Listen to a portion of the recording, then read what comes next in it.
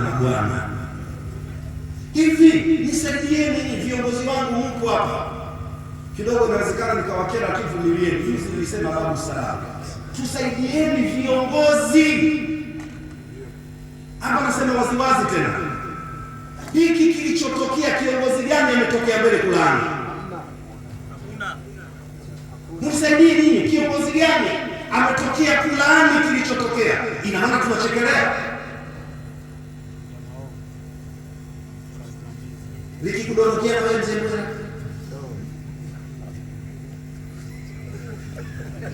Mungu atulinde.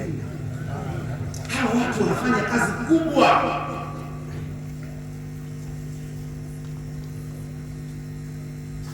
Uislamu, nilisema hapa na kuambia, umeweka mbinu kwa Waislamu wote, adinu nasiha. Hii ndio gere, hii ndio gere hii. Uislamu ni nasaha. Nasaha maana yake nini? Watu wakiteleza, tupeane nasaha kwa siri na kwa namna ambazo sio za moja kwa moja. Leo haya matusi yashaingia mikononi mwa wanaharakati. Mimi nakwambieni, yashatoka yako mikononi mwa wanaharakati. Nikija nikibutuka, kesho utakuwa zamu yako wewe mchanga Muislamu wa kusifu. Kwa sababu maduka yote yakanyako yako. Watasema unaiba hela, watasema hivi, watasema hivi, utapewa kila namna. Alafu utakuja kusema mashehe zangu watano nitetee. Nyinyi mnatetea wazee. Ili wewe utetee, wewe vile unawatetea.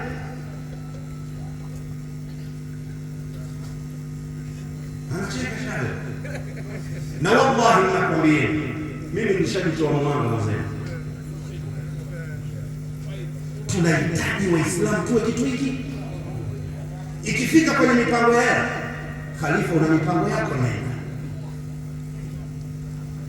Maalim Zubeir una mipango yako nenda. Mziwanda na mipango yake nenda. Kila mmoja kwenye mipango yake nenda.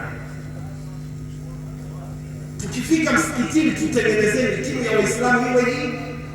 Tukifika katika hadhara ya Bwana Mtume Muhammad, Waislamu wa kitu hiki. Kwenye mipango ya fedha, kila mmoja wa kundi utahiri ya tuiru vijana.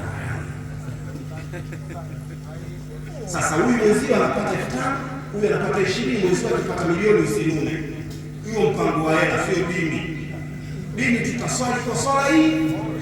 Iyaka naabudu wa iyaka nasta'in, China, Muhindi, Mdengereko mpaka Makonde tutasoma hiyo hiyo.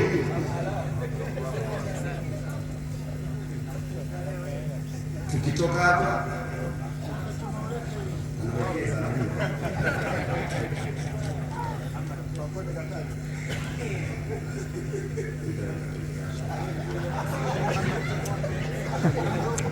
kwa hiyo bwana mwenye radhi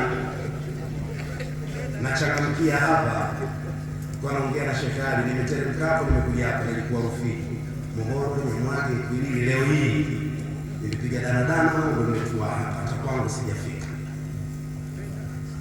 lakini kusema kwa kweli mimi naumia kweli, na naumia kwa sababu mimi nilitaka kunikuta, na nilisema mimi wabasifichi